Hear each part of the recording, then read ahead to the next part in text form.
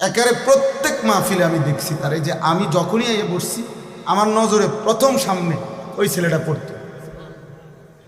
পরে একদিন আমি ইচ্ছা করে তারা ডাক দিছি, দিয়া বললাম মাহফিল শেষে যে বাবা এদিকে আসো, তোমার এদিকে সবসময় দেখি আমার সামনে কত, কই থেকে আইও, তোমার বাড়ি কই, কি করো তুমি? ছেলেটা বলতেছে যে আমার বাড়ি বানিয়াচং, শায়েস্তাগঞ্জ বানিয়াচং, বাংলাদেশের সবচেয়ে বড় গ্রামের নাম হলো বানিয়াচং। পরে হে কইলো যে হুজুর আমি ঘাস কাটি, মানে ঘাস কাইটা ঘাস বিক্রি করি, এই আমার এই সামান্য কাজ, আমার আর কিছু নেই।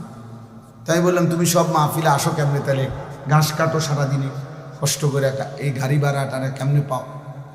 তো বলতেছে হুজুর আমি যখনই কোনো পোস্টার দেখি আপনার, তো আমি এই 10 টাকা 5 টাকা 2 টাকা জমাই, ওই কয়েকদিনের ঘাসের টাকা ওইটা মিলাইয়া তো এরপরে আসি ওয়াজ শুনতে, আবার যাই, ফিরে যাই। তাই বললাম মাশাআল্লাহ। তো আরো 2-1 লাইন কথা বললে কইলাম আচ্ছা ঠিক আছে বাবা, আর কিছু কইবানি? ওই ছেলেরে আমি এমনি বলছি, ওই বললো যে হুজুর আমার একটা স্বপ্ন আছে, জীবনের আশা আছে। স্বাভাবিক ছেলে, ছেলেটা বলতেছে যে আমার একটা ইচ্ছা, আমি সবসময় 10-20 টাকা করে জমাইতেছি, আল্লাহ যদি আমার একদিন তৌফিক দেয় আপনার একদিন ওয়াজে দাওয়াত দিমু, আমাকে বাইক দিমু আমাকে এলাকায়। পরে আমি কইলাম যে ড্রাইভারের কইলাম অক্ষণ গাড়ি থামা, অক্ষণ হের ওয়াজের ডেট দাও।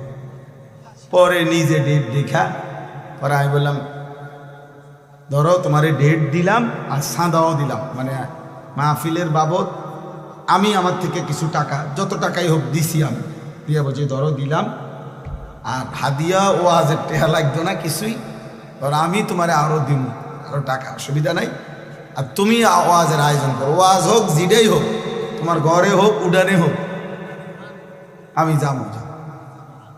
এরপরে আমি গেলাম গত বছর এই বানিয়াচং তার মাহফিলে গিয়া দেখি ওই উপজেলার সবচেয়ে বড় হাই স্কুল মাঠে মাহফিল, একেবারে যদি কম হইয়া থাকে লোক আমাকে 20,000 লোক, মানে আমি সত্যি করে বলতেছি, স্টেজের মধ্যে যদি আলেম কম হইয়া থাকে 3 থেকে 400 আলেম স্টেজে, এই স্টেজের ওই থেকে ওই পর্যন্ত বড় বড় আলেম, বড় বড় হুজুর, এগুলা কি জিন না মানুষ, আল্লাহ। আমি বললাম জুবাইর এটা কি, তা কার মাহফিল, কোনটা এটা? হুজুর আমার যেটা ডেট দিয়েছেন সেইটা। আমি তো পরে হুজুর আমি বলছি আমার মাহফিল আর আমার হাতে নাই, এরাই সবাই মিললে এই মাহফিল এটা এত বড় করে দিচ্ছে। এক ঘাস কাটুন না, আমরা মানুষের তো তিরস্কার করেও বলি যে বেটা ঘাস নি কাটো, কিন্তু ওই ঘাস কাটুন নেই, এত আলেম, সব আলেম। আমি অনেককে জিজ্ঞাসা করছি, খেলাফত মজলিসের যে দেওয়াল গরিমার কাজে খেলাফত মজলিসের যিনি আমির সারা বাংলাদেশে, ওনার বাড়ি ওই বানিয়েছে, হুজুরও ছিল, মাওলানা নাসির উদ্দিন আনসারি সাহেব ওয়াজ করে যে উনিও ছিল।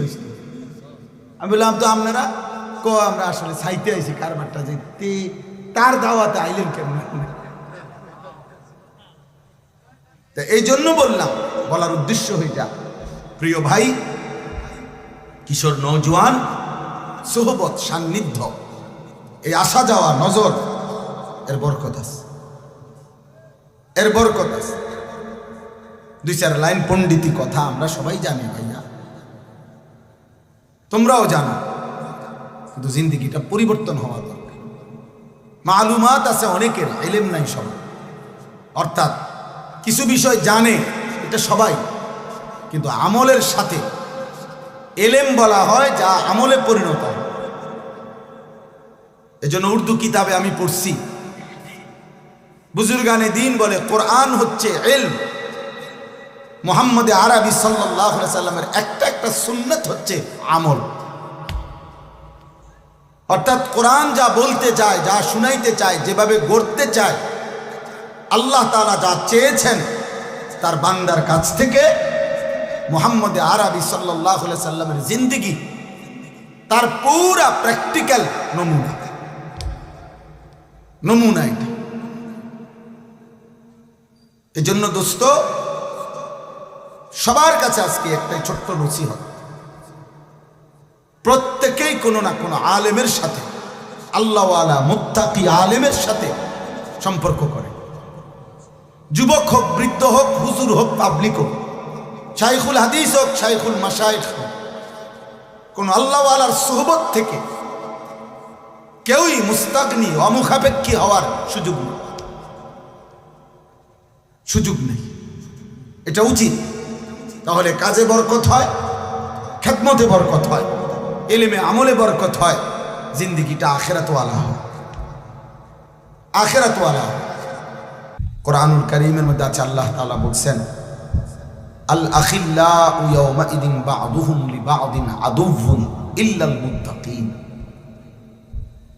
কিয়ামতের দিন দুনিয়ার সকল বন্ধুরা একে অপরের শত্রু হয়ে যাবে, শুধুমাত্র মুত্তাকি যারা, তাকওয়ার জন্য একজন আরেকজনকে গুনাহ থেকে বাঁচাইবার ক্ষেত্রে, ইবাদত আমলের উপরে চালাইবার ক্ষেত্রে বন্ধুত্ব ছিল, এই মানুষগুলো কিয়ামতের দিনও হাসরে, মিজানে, ফুলসিরাতেও বন্ধুই থাকবে।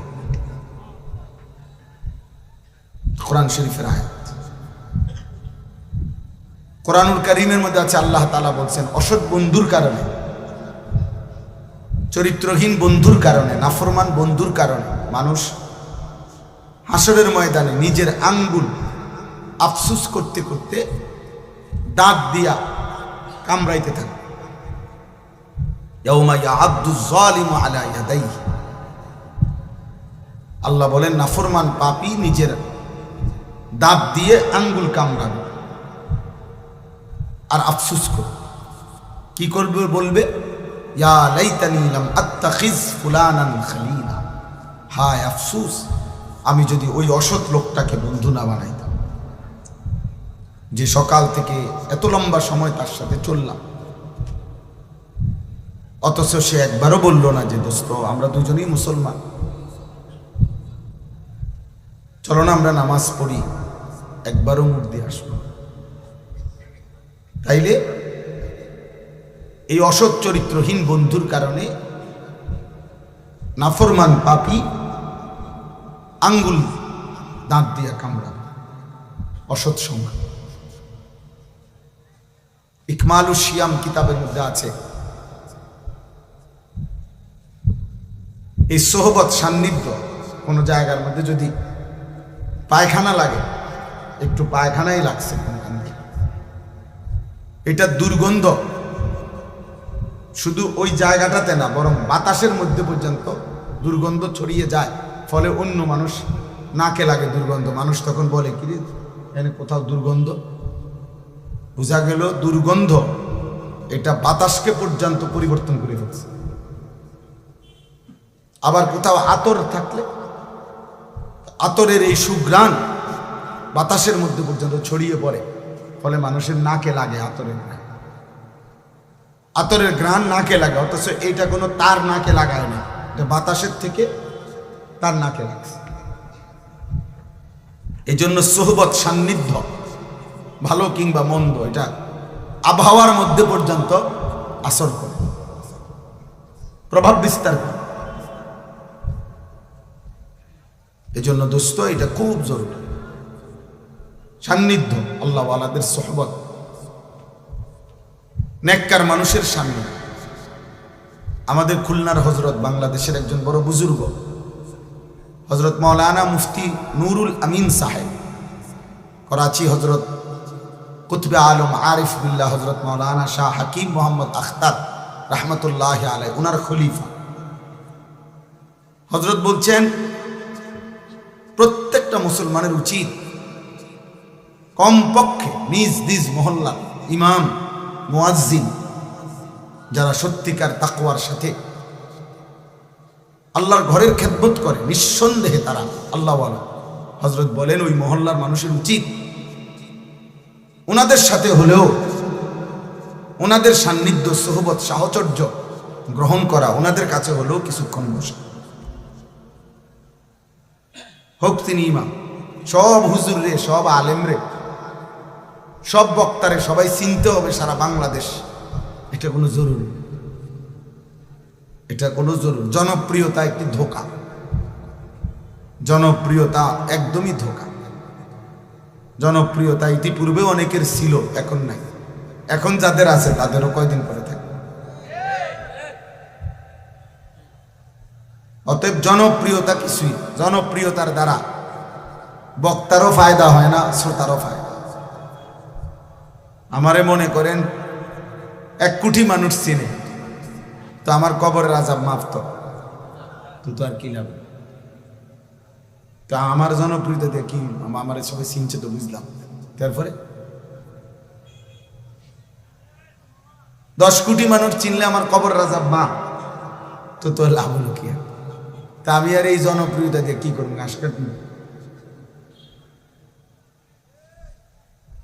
আবার দেখেন, আমারে চিনে, মনে করেন 1 কোটি মানুষ আমারে চিনে, এতে আমনের কি লাভ?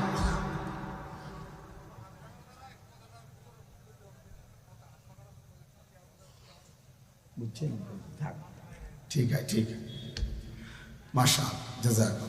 মানে এখন আমারে মনে করেন 1 কোটি মানুষ চিনে, এতে আমনের কি লাভ?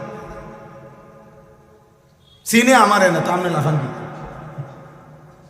বুঝেন নাই কথা? তো চিনে আমারে সব মানুষ, কবরের আযাব মাফ হবে আমনে, কথা বলে না কেন? তো তাইলে বক্তার কি লাভ, শ্রোতার কি লাভ? ঈমান আমলের ভিত্তিতে, তাকওয়ার ভিত্তিতে বক্তারও লাভ, শ্রোতারও লাভ। সেজদা দিলে আমারও লাভ, আপনাদেরও লাভ। গুনাহ থেকে বাঁচলে আমারও লাভ, আপনাদেরও লাভ। আল্লাহ তাআলার গোলামি হুকুমের উপরে থাকলে আমারও লাভ, আপনাদের। এজন্য আউলিয়ায়ে কেরাম, বুজুর্গানে দ্বীন সর্বযুগে যখন আল্লাহর কথা বলতেন, তো বলতেন উসিকুম ওয়া ইয়া, যে এই কথাগুলো আপনাদেরকেও বলছি, নিজেকেও বলছি। এই দিন, এই শরীয়ত, এই ইসলাম, এই কোরআন, এই সুন্নাহ, নবীজির তরিকা, সব আমার জন্য, আপনাদের জন্য নাকি? আমাদের সবার জন্য না? সবার জন্য। এই জন্য দোস্ত বললাম, আমার কথা হলো এই সুহবত, উলামায়ে কেরামের সান্নিধ্য, চোখের এই নজর, মানে শুধু চোখ বলতে এটার অর্থ হইল যে মানে চোখে চোখে আসা যাওয়া করা। যেন এই পরিমাণ একজন আলেমের কাছে, তোমরা কিশোর যুবক, তোমাদেরকে বলি ভাই, এই পরিমাণ কোন আলেমে দ্বীনের কাছে আসা যাওয়া করবা, দেখা সাক্ষাৎ হলো, কথা শুনলা, একটা কথা শুনলা, যেন তোমারে দেখলেই চিনে, দেখলেই চিনে। এই দেখার দ্বারা, চিনার দ্বারা, এই নজরের বরকতে ইনশাআল্লাহ ধীরে ধীরে তোমার মধ্যে আমলের জজবা আসবে, গুনাহ ছেড়ে দেওয়ার মানসিকতা আসবে। হঠাৎ সবার সাথে শূন্য চলে গেল, আর কোনোদিন কোনো আলেম, ইমাম, দিনদার কারোর সাথে কোনো সম্পর্ক নাই, আবার ওই গুনার পরিবেশ, আবার ওই বন্ধুদের আড্ডা, মোবাইলের আড্ডায়, তো আবার এলোমেলো হয়ে যায়। এজন্য একজন আলেমের সাথে আমার শায়েখ আল্লামা মুফতি মুশতাকুর নবী কাসেমি হযরত এটা বলে সবসময়, যে কোনো একজন আলেমের সাথে কমপক্ষে এভাবে সম্পর্ক রাখা উচিত যেন হাসরের ময়দানে উনি দেখলে আমাদের ছিলেন। এই পরিমাণ আসা যাওয়া করছে, যেন লক্ষ মানুষের সামনে ভিড়ে থাকলেও এই যে আমার পরিচিত, আমার মহব্বতের এনেছি।